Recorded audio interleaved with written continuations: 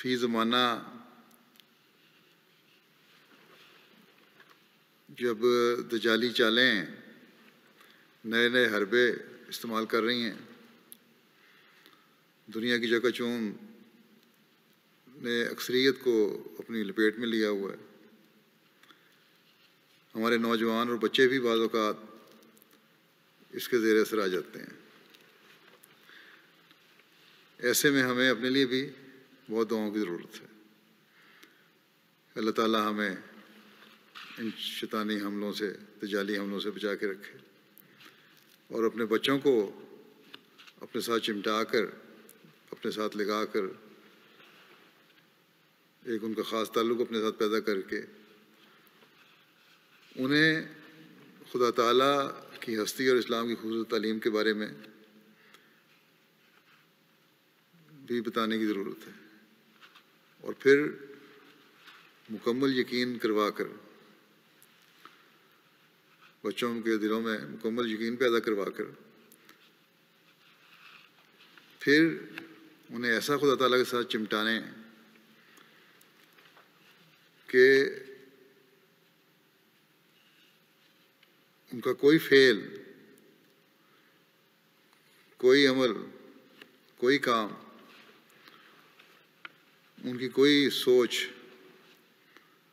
خدا تعالیٰ کی رضا کے خلاف نہ ہو،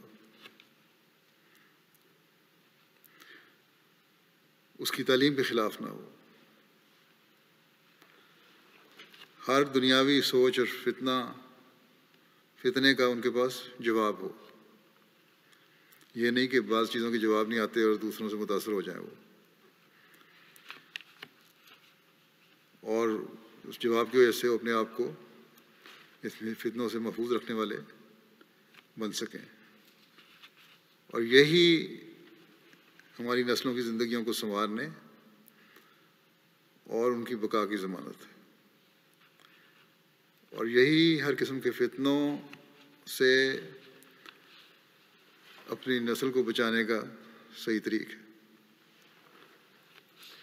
لیکن یہ اس وقت تک نہیں ہو سکتا جب تک ہم خود بھی ایمان اور یقین میں اپنے اعلیٰ معیار حاصل نہیں کرتے، اس معیار تک نہیں پہنچتے جو ایک مومن کا خاصہ ہونا چاہیے۔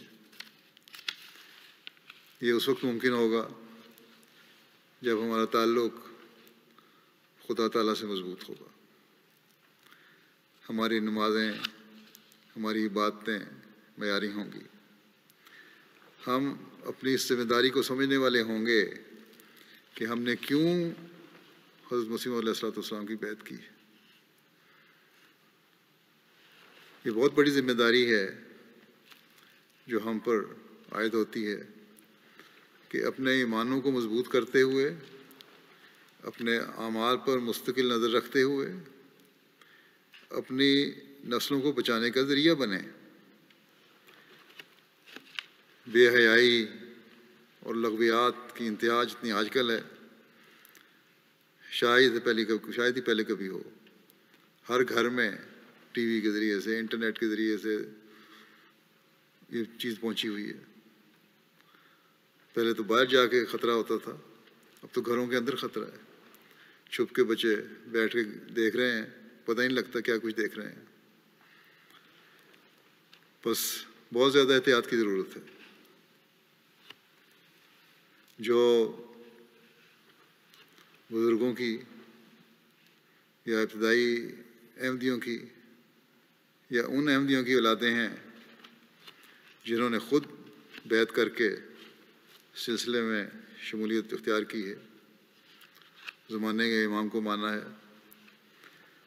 اور اپنے ایمانوں کو بچانے کے لیے ہر قربانی کے لیے تیار رہے اور کرتے رہے،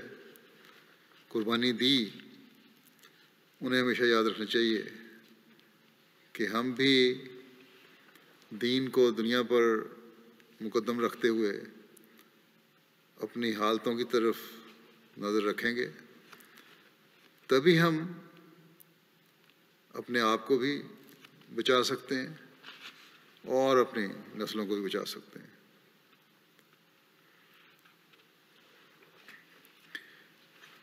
کسی خاندان، چاہے وہ کوئی خاندان ہو، بزرگوں کے خاندان ہو، یا کسی بزرگ کی اولاد جو ہے، اس کا خاندان اور بزرگی یہ ضمانت نہیں دے سکتے کہ ضرور اللہ تعالیٰ انہیں نوازتا رہے گا یا ان سے راضی رہے گا۔ ہر شخص کا عمل بہرحال اللہ تعالیٰ کی رضا حاصل کرنے کے لیے ضروری ہے۔ اپنے عمل ہی ہیں جو ہمیں بچائیں گے۔ کسی کی رشتہ داری، کسی کا خاندان کسی کو نہیں بچا سکتا۔ اس لیے اس کے لیے ہمیشہ بہت دعا بھی کرنی چاہیے، اپنی دینی کمزوریوں پر نظر بھی رکھنی چاہیے، اپنے بچوں اور نسلوں کو دنیا سے زیادہ دین میں ترقی کے لیے دعا کرنی چاہیے۔ دنیاوی ترقی کے لیے ہم بہت دعائیں کرتے ہیں، دین کی ترقی کے لیے اس سے زیادہ دعا کرنی چاہیے۔ اسی طرح جو خود احمدی ہوئے ہیں انہیں بھی اپنی سوچوں کو، اپنے عمل کو اس نہج پر چلانا ہوگا، تبھی ہماری بھی بقا ہے اور ہماری نسلوں کی بھی بقا ہے۔ بس رمضان کے ان بقیہ ایام میں اس کے لیے بہت دعائیں کریں کہ اللہ تعالیٰ ہمارے اور ہماری نسلوں کے دین کو سلامت رکھے، ہماری روحانی ترقی ہو، رمضان کے بعد بھی ہماری باتوں کے معیار اونچے سے اونچے ہوتے رہیں، ہمارا خدا تعالیٰ سے پختہ تعلق قائم ہو، ہم دجال کی چالوں میں آنے سے محفوظ رہیں، صرف دنیاوی آسائشیں ہمارا مقصود نہ ہوں، بلکہ اللہ تعالیٰ ہمیں ان دینی اور دنیاوی نعمات سے نوازے جو ہمیں اللہ تعالیٰ کا شکر گزار بناتے ہوئے ہمیشہ اس کے آگے جھکنے والا بنائے رکھیں، ہمیشہ اس کا کامل عابد بنائے رکھیں۔